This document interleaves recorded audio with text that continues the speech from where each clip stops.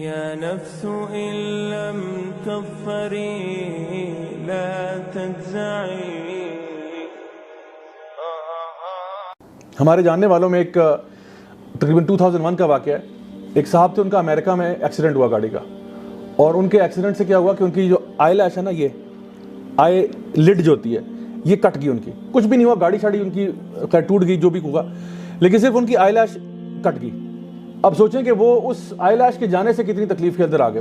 वो कहते हैं कि मैं, अब आपकी जो आई लैश है ना, ये जो आई लिड है, ये बेसिकली क्या करती है, आपकी आंख को सफाई का काम करती है।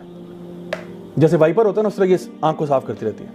अब जब वो आई लिड ही नहीं है तो वो आंख को सफाई खुद करनी पड़ रही है, क्योंकि उसके ऊपर डस्ट पड़ जाती है, इरिटेशन होती है। अब आंख फड़क रही है, उनको जो है इरिटेशन हो रही है। अब वो क्या कर रहे हैं, पानी का स्प्रे करते हैं, हल्का सा उन्होंने वो रखा हुआ है, और एक सिल्क नैपकिन के साथ ना ऐसे डैब करते हैं उसको। लेकिन आप देखें कि डैब करते करते भी ना स्किन फटना शुरू हो जाती है।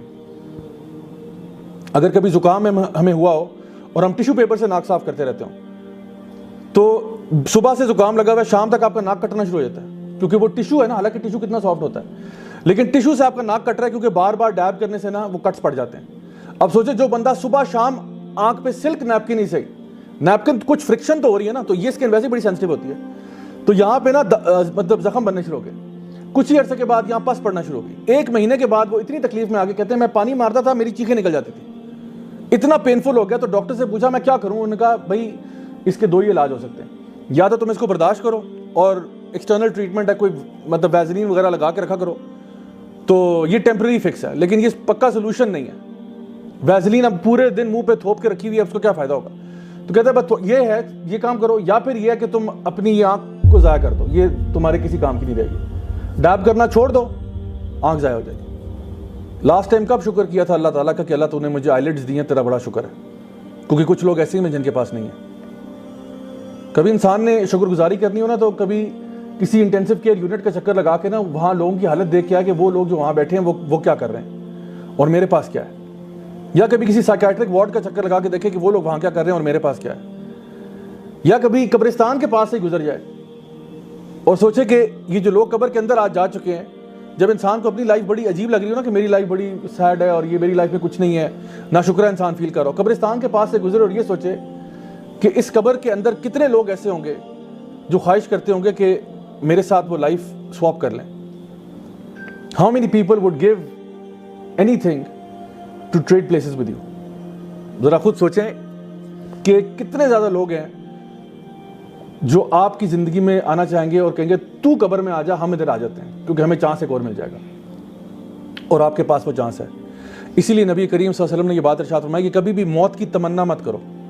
मौत की तमन्ना नहीं करनी चाहिए। हाँ, शहादत की तमन्ना कर सकते हैं, मौत की तमन्ना नहीं करनी चाहिए। क्यों?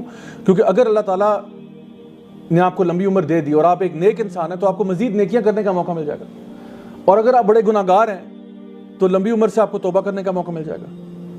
सो कभी भी इंसान को नाशुक्रा नहीं होना चाहिए। इसीलिए खुदकुशी हराम है कि इंसान जो है ना बेसब्री में अपनी जान ले लेता है। सो याद रखें कि अल्लाह ताला का शुक्र अदा करना, उसमें बहुत सारे हमारे पास रीजंस हैं, बहुत सारे रीजंस हैं कि जिसकी वजह से इंसान अल्लाह का शुक्रगुजार हो सकता है। और अगर अल्लाह ताला का शुक्रगुजार इंसान नहीं होता, इसका मतलब है कि वो अच्छा आदमी नहीं है। अल्लाह की नेमतों को जो रिकग्नाइज ही ना कर सके, यानी अल्लाह सुब्हानहू व तआला कुरान मजीद में खुद इरशाद फरमाते हैं कि या अय्युहन्नास अंतुमुल फुक़राउ इलल्लाह वल्लाहु हुवल गनीयुल हमीद, कि ए इंसानों तुम सब अल्लाह ताला के आगे मांगते हो, तुम सब क्या हो, फकीर हो अल्लाह के आगे, और अल्लाह गनीयुल हमीद है।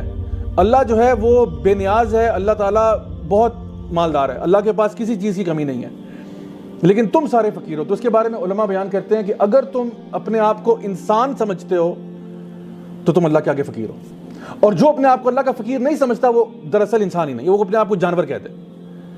या अय्युहन्नास अंतुमुल फुक़राउ इलल्लाह, अल्लाह ताला इंसानों से कह रहा है कि ए इंसानों, मुसलमानों नहीं, ए इंसानों तुम सब अल्लाह के फकीर हो। जब अल्लाह देना चाहेगा तुम्हें मिलेगा, अगर अल्लाह रोक दे तो दुनिया की कोई ताकत तुम्हें दे नहीं सकती। अगर हमें यह बात समझ में आ जाए कि सिर्फ अगर मेरे पास कुछ भी आ रहा है वो अल्लाह की तरफ से आ रहा है, खुदा की कसम हम एक नमाज मिस ना करें, क्योंकि अल्लाह की तरफ से आ रहा है ना, जो कुछ आ रहा है अल्लाह की तरफ से आ रहा है। अल्लाह अगर रोक दे तो कौन देगा आपको? कोई भी नहीं दे सकता। सो खुद सोचे फिर अल्लाह से बना के रखूं कि बिगाड़ के रखूं। यह है पहला स्टेप जो मैंने आपको बताया कि अल्लाह ताला से हमारा रिलेशनशिप क्या है। अल्लाह ताला खुद ही बहुत अजीम है और अल्लाह ताला का शुक्र भी हमें करना बनता है, क्योंकि जो कुछ आज हमारे पास है, एक एक नेमत जो है वो अल्लाह की तरफ से।